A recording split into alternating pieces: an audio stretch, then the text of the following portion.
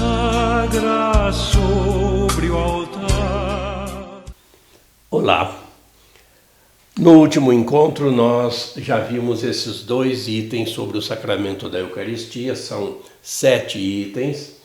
A Eucaristia, fonte ápice da vida eclesial, e como se chama este sacramento. Os vários nomes, da Eucaristia, da missa. Hoje então nós vamos para o 3º item, a Eucaristia na economia da salvação.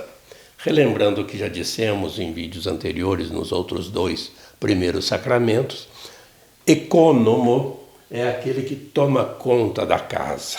Ecônomo não é só finanças, é toda a gestão, toda a administração. Quem que é o ecônomo da salvação? É a Santíssima Trindade. Deus, que tem essa história da salvação para toda a humanidade. Então nós vamos ver um pouquinho da história da Eucaristia, desde a sua instituição, para que a gente depois possa ver os sinais e os ritos que acontecem durante a celebração deste sacramento. Nós temos os parágrafos 1333 até o 1344. Nós vamos lendo um a um, devagarzinho, mas também rápido. Devagar porque a gente sempre comenta alguma coisa em cada um deles, mas também rápido porque sempre nós pretendemos ter aí uma média de 30 minutos em cada encontro nosso. Então vamos para o primeiro parágrafo, 1333. É o 3º item, leia comigo. A Eucaristia na economia da salvação. Os sinais do pão e do vinho. No centro da celebração da Eucaristia encontram-se o pão e o vinho, os quais, pelas palavras de Cristo e pela invocação do Espírito Santo, tornam-se o corpo e o sangue de Cristo. Fiel à ordem do Senhor, a Igreja continua fazendo, em sua memória, até a sua volta gloriosa, o que ele fez na véspera de sua paixão. Tomou o pão, aí é a narração da instituição. Tomou o cálice com vinho. Ao se tornarem misteriosamente o corpo e o sangue de Cristo, os sinais do pão e do vinho continuam a significar também a bondade da criação. Assim, no ofertório, damos graças ao Criador pelo pão e pelo vinho, fruto do trabalho do homem, mas antes, fruto da terra e da videira, dons do Criador. A Igreja vê no gesto de Melquisedeque, rei e sacerdote, que trouxe pão e vinho, uma prefiguração de sua própria oferta. Não custa a gente lembrar que tanto o pão e o vinho são alimentos milenares. Milenares, não se sabe a origem, por mais que se estude. Mas o pão e o vinho nós já encontramos até lá nos primórdios da humanidade. Aqui consta no Gênesis, no capítulo 14. Depois você lê lá, é um trecho rápido falando sobre Melquisedeque, um rei sacerdote, uma figura que não tem da onde ele vem, e que ele simboliza também todos os sacerdotes e principalmente o sacerdote Jesus Cristo. Ele que traz pão e vinho. Já é uma prefiguração da oferta que o próprio Jesus vai escolher. Jesus escolhe o pão e o vinho porque são alimentos que toda a humanidade conhece há milênios. Então, essa anamnese que nós vamos ver aqui, da narração da instituição da Eucaristia, os significados das orações que se fazem na apresentação das oferendas, nós ainda também vamos ver quando estivermos falando dos momentos da missa, cada momento, parte por parte. Parágrafo 1334. Vamos ler. Na antiga aliança, o pão e o vinho são oferecidos em sacrifício entre as primícias da terra, as primeiras colheitas, em sinal de reconhecimento ao Criador. Eles também recebem novo significado no contexto do Êxodo, Os pães ázimos que Israel come a cada ano na Páscoa recordam a pressa da partida libertadora do Egito. A recordação do maná do deserto há de lembrar sempre a Israel que ele vive do pão da palavra de Deus. O pão de todos os dias é o fruto da terra prometida, penhor da fidelidade de Deus às suas promessas. O cálice da bênção, 1 Coríntios 10, 16, no fim da refeição pascal dos judeus, acrescenta à alegria festiva do vinho uma dimensão escatológica da espera messiânica do restabelecimento de Jerusalém. Jesus instituiu sua Eucaristia, dando um sentido novo e definitivo à bênção do pão e do cálice. Então, nesse resumo bem rápido da história do pão e do vinho, que fazem parte essencialmente de todas as celebrações eucarísticas, lembra desde a antiga aliança, do Êxodo, o pão ázimo, o maná do deserto. Toda essa história da salvação tem sempre a presença do pão e do vinho nas refeições judaicas. Então, Jesus escolhe esses alimentos, dando um novo sentido na nova aliança que ele firma, então, com toda a humanidade.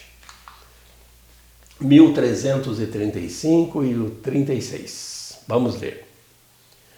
O milagre da multiplicação dos pães, quando o Senhor proferiu a bênção, partiu e distribuiu os pães a seus discípulos para alimentar a multidão, prefigura a superabundância deste único pão de sua Eucaristia. O sinal da água transformada em vinho em Caná já anuncia a hora da glorificação de Jesus. Manifesta a realização da ceia das bodas no reino do Pai, onde os fiéis beberão o vinho novo, transformado no sangue de Cristo. O primeiro anúncio da Eucaristia dividiu os discípulos, assim como o anúncio da paixão os escandalizou. Esta palavra é dura. Quem consegue escutá-la, dizem alguns, né? Veja lá no João 6, versículo 60. A Eucaristia e a cruz são pedras de tropeço. É o mesmo mistério e ele não cessa de ser ocasião de divisão. Vós também quereis ir embora? Pergunta Jesus, né? Esta pergunta do Senhor ressoa através dos séculos, como convite de seu amor a descobrir que só Ele tem palavras da vida eterna e que acolher na fé o dom de sua Eucaristia é acolher a Ele mesmo. Já no Novo Testamento, a multiplicação dos pães, principalmente em João, que vem ali no capítulo 5 e o 6. Não se pode, quando se estuda, quando se reflete, quando se faz uma exegese desse sacramento da Eucaristia, ficar sem ler o capítulo 6 de João, onde tem até essas citações aqui.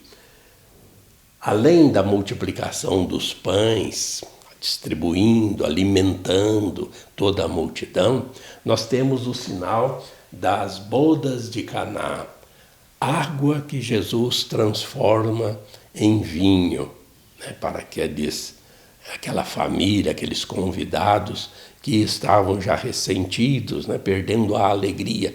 É uma figura também de Israel, já sem aquela alegria da salvação, e o vinho novo, que é Jesus Cristo. Inclusive, nessas bodas aqui, Jesus disse a Maria, a sua mãe, ainda não é a minha hora, mas já prefigura a hora da cruz.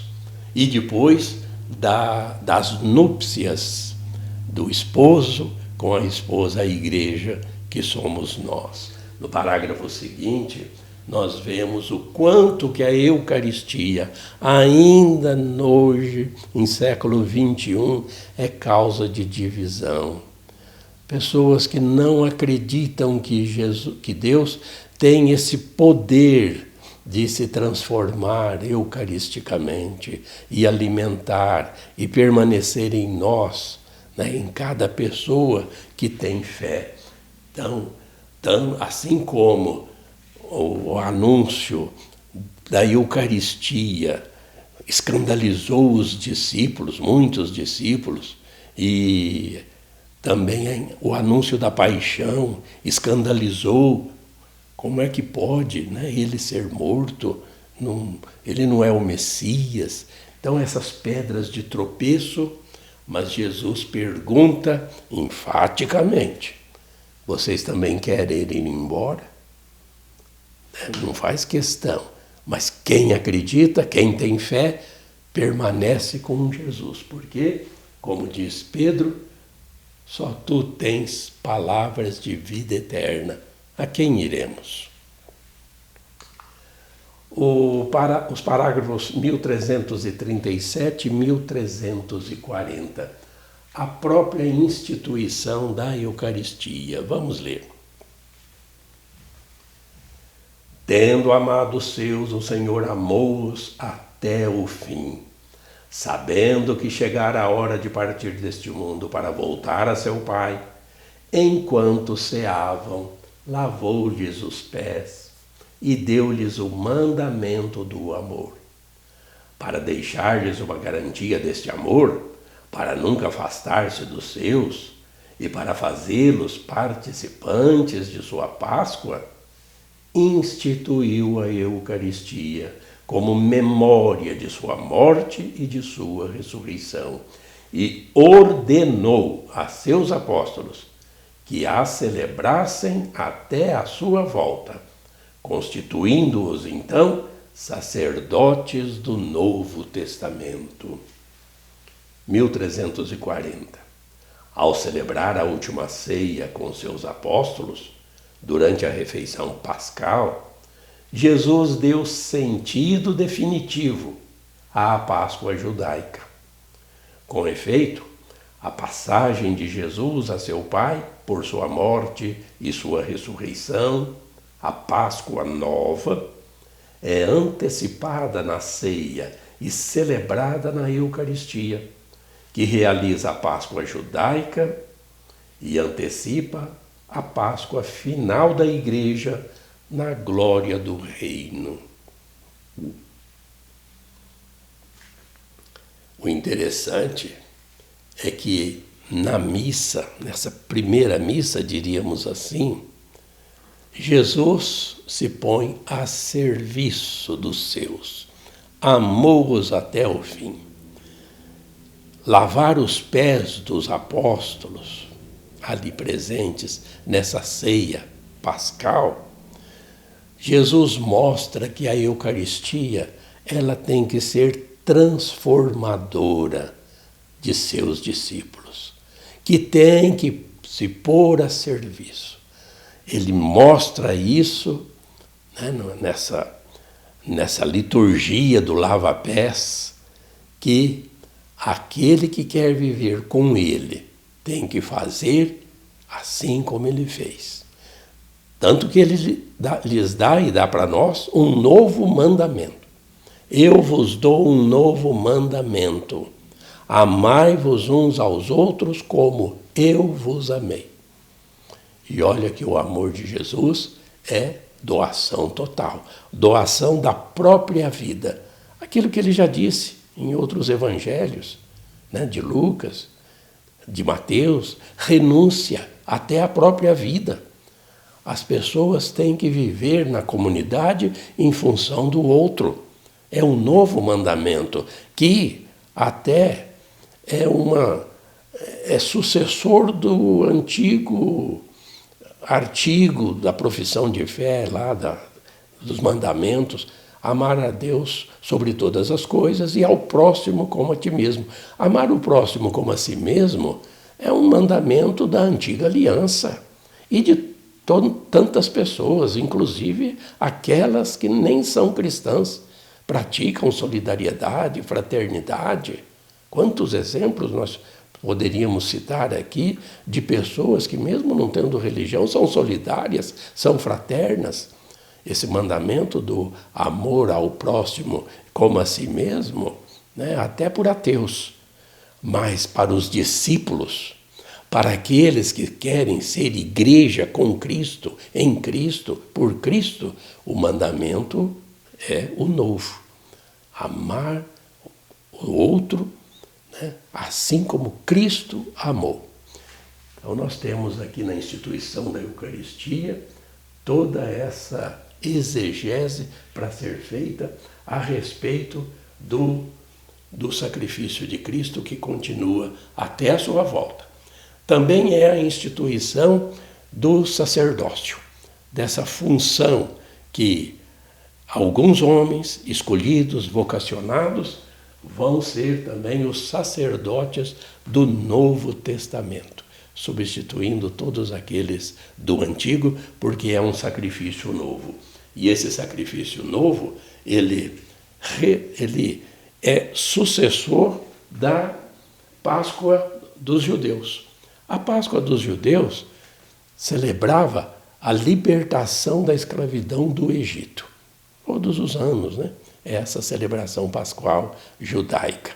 Agora, com a nova aliança, é a celebração da morte e ressurreição de Jesus Cristo. Com ele nós morremos, com ele nós ressuscitamos, até que cheguemos um dia à Páscoa final, ao banquete pascal, conforme nós ainda vamos ver, né, nas reflexões sobre esse sacramento. Mais 2 parágrafos, né, essa ordem de se celebrar a Eucaristia como memorial, 1341, 1342. Vamos ler. Fazei isto em memória de mim. O mandamento de Jesus de repetir seus gestos e suas palavras até que ele volte, não pede somente que se recorde de Jesus e do que ele fez. Visa a celebração litúrgica pelos apóstolos e por seus sucessores do memorial de Cristo, de sua vida, de sua morte, de sua ressurreição e de sua intercessão junto ao Pai. Desde o início, a Igreja foi fiel ao mandato do Senhor. Da Igreja de Jerusalém se diz: eles eram perseverantes em ouvir o ensinamento dos apóstolos, na comunhão fraterna, na fração do pão e nas orações. Perseverantes e bem unidos, frequentavam diariamente o templo, partiam o pão pelas casas e tomavam a refeição com alegria e simplicidade de coração. Atos 2, 42 ao 46. Então, nessa história, resumo histórico da Eucaristia, desde os primórdios do cristianismo, a gente vê que a Igreja segue o mandamento de Jesus. Não apenas como lembrança. Não é apenas uma lembrança. Não é só uma recordação do que Jesus fez. A Igreja tem uma palavra especial para definir o que ela quer. Ela quer como um memorial. Memorial. Memória significa viver nessa celebração litúrgica aquilo que Jesus fez há 2000 anos no tempo, mas que se repete em cada celebração eucarística, em cada altar desse mundo. É uma memória constante, real, e não apenas um teatro. De modo que, desde o início, a igreja faz isso. Os apóstolos, os sucessores dos apóstolos, que são os bispos, que delegam aos presbíteros também, é claro, pela ordenação no sacramento da ordem, no segundo grau, que é o presbiterato. O padre também, unido a um bispo, ele vai fazer essa memória também em todas as missas. Assim como os primeiros cristãos faziam, tomando essas refeições, ouvindo o ensinamento dos apóstolos. É o que nós fazemos nas missas, na liturgia da palavra e na própria homilia. Nós estamos ouvindo o nosso Deus, através das pessoas que exercem essas funções de nos transmitir a palavra de Deus. Orações da Assembleia e a própria Eucaristia, que é o ápice e o cume de toda a vida eclesial.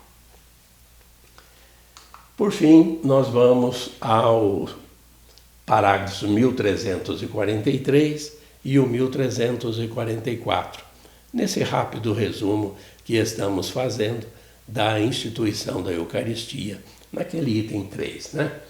1343, 1344, vamos ler. Era, sobretudo, no primeiro dia da semana, isto é, no domingo, o dia da ressurreição de Jesus, que os cristãos se reuniam para a fração do pão. Atos, capítulo 20, versículo 7.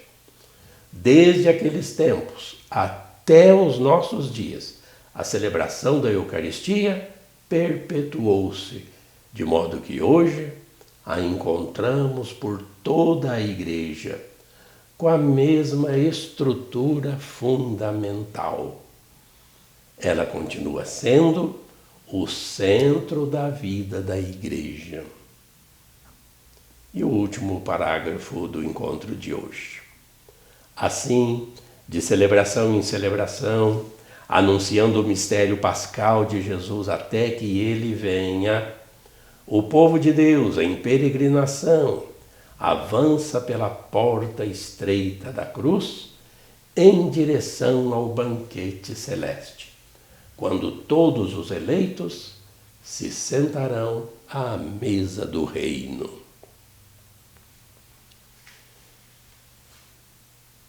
Domingo, Dominicus, Dominus. Já refletimos isso anteriormente. Dominus, Senhor. Dominus em latim, Senhor, né, em português. Quem tem o domínio, tem o senhorio. De Dominus vem Dominicus, domingo, dia do Senhor. O domingo é o dia sagrado para todos nós, cristãos católicos. Domingo, dia do Senhor.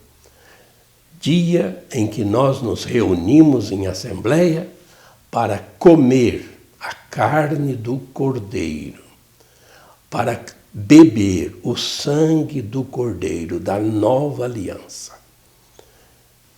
Temos missas nos demais dias da semana, mas o domingo é o dia santo por excelência. Dia em que nós recordamos e vivemos a ressurreição. Celebramos a ressurreição do Senhor, que se deu no primeiro dia da semana. Quando a gente se reúne na missa, a gente está seguindo a mesma estrutura fundamental de todas as missas por toda a face da terra. Pode variar, claro, o idioma, alguns ritos no Oriente, diferentes do Ocidente, ou em algumas nações que têm um outro tipo de liturgia, mas a estrutura da Santa Missa é a mesma, que nós encontramos inclusive no capítulo 24 de Lucas, naquela passagem dos discípulos de Emaús. Liturgia da palavra, depois nós vamos estudar isso nos momentos da missa. Liturgia da palavra, a instituição da Eucaristia, a consagração, a comunhão. É assim a missa em todo o mundo. Não muda, não pode mudar, porque é a estrutura fundamental e centro da vida da igreja. A missa é o ápice. Tudo que a igreja faz, nós já falamos a respeito, é para levar as pessoas para esse encontro pessoal com o nosso Salvador. E assim, nós estamos anunciando toda semana, ou todos os dias, esse mistério pascal, o mistério da fé. Na economia da salvação, nós, nesses 2000 anos, estamos fazendo o que Jesus nos pediu que fizéssemos, né?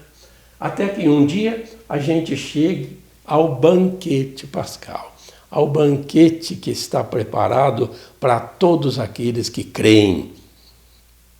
Chegaremos um dia lá, no Reino Celeste, e é uma festa interminável com a Santíssima Trindade, com legiões de anjos, santos e santas.